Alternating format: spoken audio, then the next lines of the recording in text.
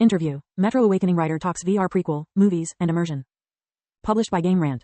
Metro Awakening is the upcoming addition to the long-running Metro series imagined by Dmitry Glukhovsky, who has been writing Metro stories for over 30 years. Metro Awakening represents several firsts for the series, most notably as the franchise's first VR entry and as the first Metro title to be developed by a team other than Ukrainian Studio 4A, with development handled by the veteran VR developers at Vertigo Games. Metro Awakening is a 5-year prequel to the original game that takes place in 2028 within the Moscow Metro, the last bastion of humanity after nuclear devastation rendered the surface uninhabitable. Taking advantage of the unparalleled immersion of virtual reality, Metro Awakening is the Moscow Metro at its most terrifying as players truly come face to face with the irradiated horrors lurking underground. Game Rant sat down with Metro series author Dmitry Glukhovsky to discuss his work on Metro Awakening, including how he approached writing a player character for a VR game, which is a unique challenge for game writers. Glukhovsky also weighed in on how writing for Metro games compares to writing for films and whether a Metro film is in the cards. Writing Metro Awakening is like writing a movie. Q. Going from writing novels to writing games, do you feel that the experience of writing for a Metro novel differs from writing for a game in certain ways? Glukhovsky. I think that writing for a game, to me, is closer to writing for film because the story in general, when you create the overall arc and storyline, has to be clear and compact. In writing for a book, you can really just improvise, and you probably don't even know exactly what's going to be happening to your main character. You just more or less understand what's the end station for that character, and then what you want thematically to convey, right? Whereas when you're writing a film script you need to structure, you understand that this is exactly the curve of emotions that you want your character to go through. So it's more engineered, I would say. Writing a video game is always closer to that. It has to go through certain emotions, right? But I think that what's more important is that it's completely erroneous to ignore these strong human emotions and the clear personal arc and changing transforming character and moral and ethical dilemmas and the higher philosophical things in the video game storytelling. When we were introducing that in the first Metro titles back on the Metro 2033, we had to put a heavy accent on the storyline and on the atmosphere, because that was the cheapest way to retain the attention of the gamer and to make a gamer feel emotions. We were competing against juggernaut games that had financing dozens of times higher than ours, and the only way for us to compete was to create an emotionally overwhelming, compelling story, right so? And it just felt right in place because it was based on the book, and I'm not a game writer, right? I just know how to tell stories in a classical format, so I just brought everything I knew into that sphere, from philosophical topics to social commentary to lyrical situations and dramas and nostalgia for the lost world and a lot of darkness, and people were just pronouncing that because we didn't have time or money to motion capture it and raw it and create CG for it. But I think that it worked, and it was among the elements that helped Metro actually become more popular over the years, because the story is what allows you to experience the most profound emotion. You can have bombastic, $100 million blockbusters that leave you indifferent because they are emotionally non-compelling. You don't relate, you don't give sh*t for the characters. You get used to the visual effects in a matter of minutes, right? I remember going to see Harry Potter in 3D and I stopped noticing it was 3D within like 5 minutes, and I was just following the story. The story happened to be good, so I kind of enjoyed it, but if it wasn't for the story, I would be disgusted in spite of the thing. So I believe that story comes first, but then the VR and what it does here in this particular game. This one is so immersive. It's just f***ing incredible to be in that world. I started the outline of Metro 30 years ago, 30 f***ing years ago. That was the first idea. I was a teenage boy myself. I was younger, much younger than my protagonist Artyom, who was 24. I was probably 14 or 15, and I was typing the first lines from Artyom in the tunnel, imagining that back in high school. Now I'm in this very cool futuristic VR gear, and I'm inside it, and it's like, wow. You look up, you look down, you look to the sides, there is a tunnel, and it's so realistic. And you look at the gun and it's a real gun. I mean, you still understand it's not real, but it's getting more difficult to believe that it's not real. It looks very realistic. I'm not playing a lot these days myself, because it's quite difficult to retain my focus, to retain my interest in these ADHD 3.0 times. When the phones deprave you and you cannot focus on anything longer than a minute, focusing on a game that does not immediately devour you emotionally and drags you into the story and still makes you feel things is kind of difficult. So all the slow burn games, I really have difficulty playing them. So I want to say something and have a good story with a good execution, and this is from my impression, this is exactly what we have gotten with Metro Awakening. It can bring you utterly to different places, but the story is always very important. So I, from my side, have done everything possible to make sure that this is an emotionally compelling, personal, dramatic story focused on very universal things such as relations between man and woman, and understanding, and family, and parent-to-child relations, things that we all in one form or another go through in this life and can relate to. Q. You spoke a lot about character writing. How do you approach writing a character for a VR game, knowing that players are going to inhabit the character almost physically? Glukhovsky. You know what? I thought about it, and then I came to the conclusion that the best you can do is to create a strong, immediate drama for the character, so you will now become him. The only way for you to become him is not to give any backstory for the character. The magic of drama and of dramatic storytelling is that once you identify with him or her, and you recognize that the problem that he or she is facing is a serious challenge, and you want to help him or her resolve it, whether it's a personal problem, global problem, your identity dissolves into his or her identity. 10 minutes into a 2-hour film, and you were the character, especially in the moments when the character starts making choices of morality. You completely forget yourself. You are the character. When life gets difficult for him or her, your heart is spinning. When there is something awkward, you feel ashamed. When he or she is in love, you almost feel that sexual arousal too.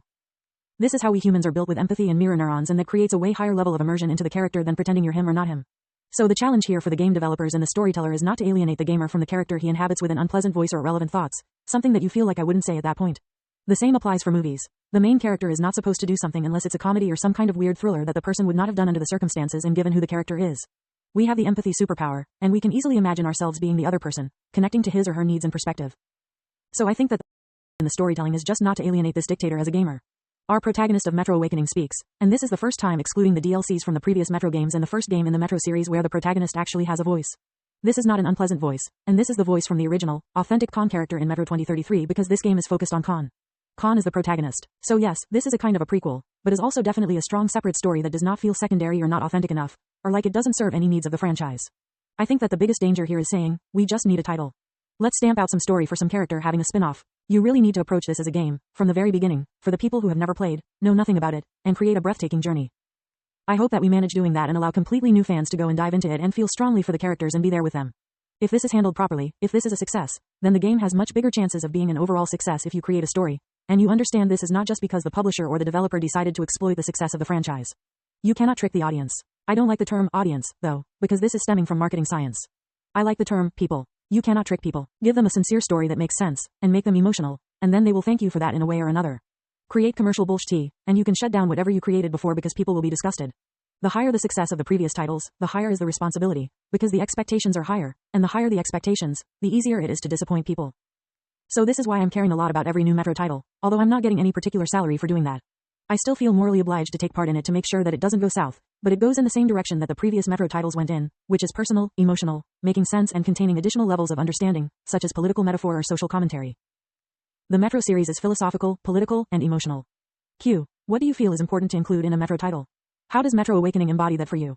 Glukhovsky. All the Metro titles have a certain darkness in them. And darkness stems from the fact that this is a world without a future, and hence very nostalgic for its past and the losses, working with loss. If there is a hope, this is the hope, in spite of everything. So desperation, but also trying to deal with the trauma and live in spite of it. To come from the ashes and then flourish on the ashes.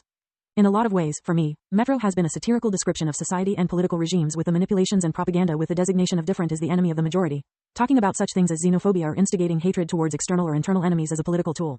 It has always been a key part of it. But in this particular case, in Metro Awakening, we decided to leave the political component out of it and focus on very personal conflict, such as lack of trust in a loving relationship, lack of belief in each other, ability to pardon things and also go spiritual, extrasensory.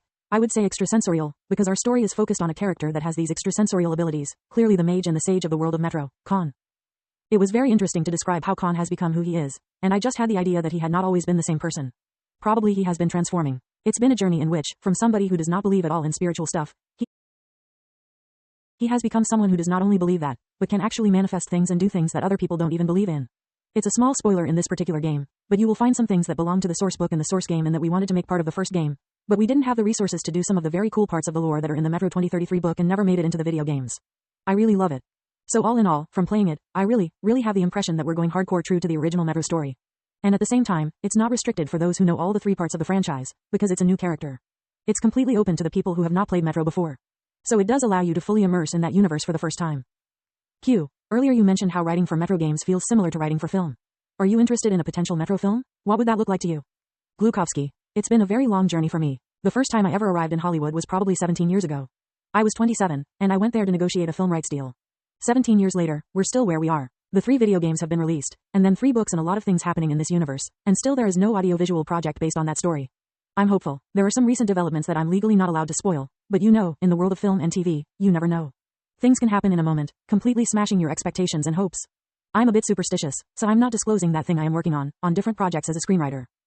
There's gonna be a release later this year, a thriller film that I wrote that is based in America. It actually has nothing to do with Russia, but this is something that's coming out later on.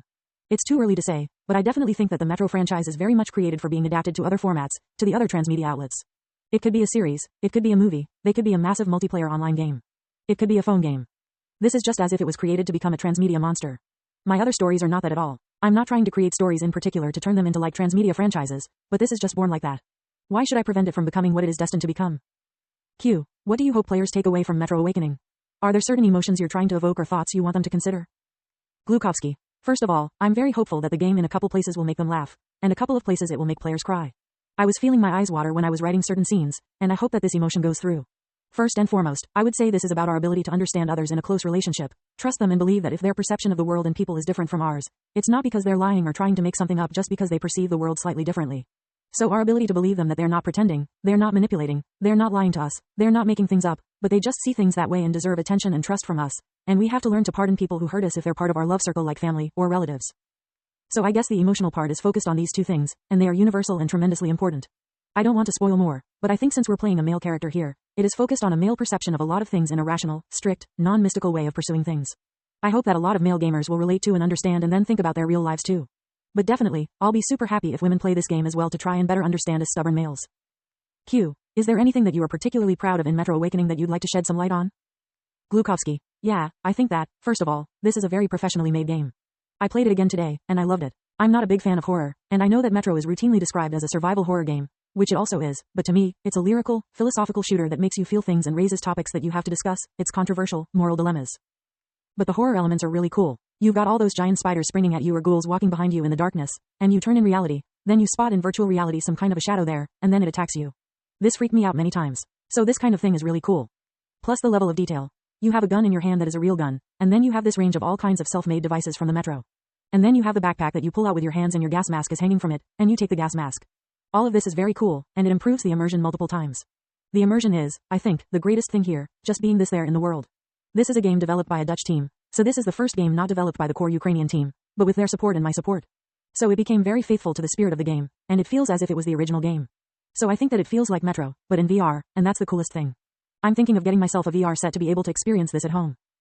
End. Metro Awakening VR. Metro Awakening is a story-driven first-person adventure built exclusively for VR that blends atmospheric exploration, stealth and combat in the most immersive Metro experience yet. The year is 2028. The survivors of nuclear Armageddon cling to existence in the buried subways of the Moscow Metro, civilization's last refuge and tomb, where ghosts and spirits haunt the living in this man-made purgatory. You are Surtur, a doctor braving the darkness, crippling radiation and deadly threats of the Metro in the search for your wife and the medication she so desperately needs. As your courage and sanity are pushed to the limit, you must learn to walk the line between life and death, the spirit and the material world, and awaken the being you will become. Features. Lose yourself in a journey of spiritual awakening in this chilling, supernatural origin story from Metro creator Dmitry Glukhovsky. Experience Metro's tense, heart